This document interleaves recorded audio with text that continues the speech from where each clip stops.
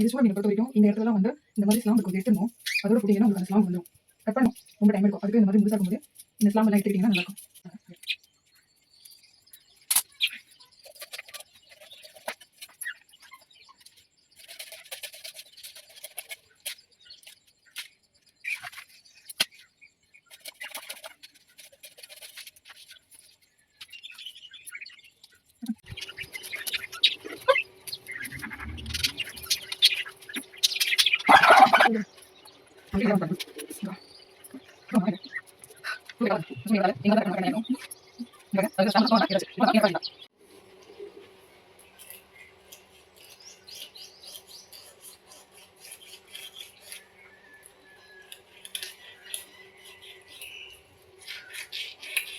அம்மா அப்படி சூப்பராக இருக்குண்ணா வளர்ந்து சொல்லு.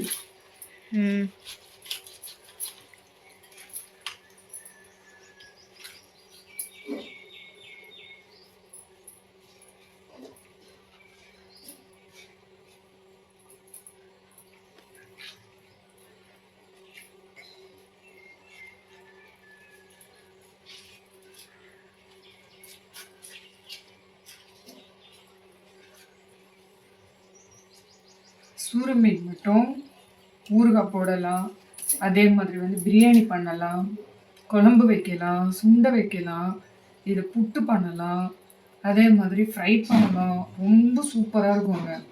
சூர மீனுமே ரொம்ப ரொம்ப ஹீமோக்ளோபின் லெவலுக்கு வந்து ரொம்ப ரொம்ப நல்லது. நிறைய சத்து இருக்கிற மீன் இது சூர மீன். உங்களுக்கும் வாய்ப்பு கிடைச்சா கண்டிப்பாக வாங்கி செஞ்சு சாப்பிடுங்க.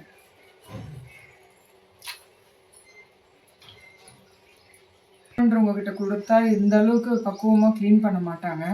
டக்கு டக்குன்னு க்ளீன் பண்ணி அதை வெட்டி கொடுத்துருவாங்க. நம்ம திரும்ப எடுத்துகிட்டு வந்து அது மணி கணக்கில் நம்ம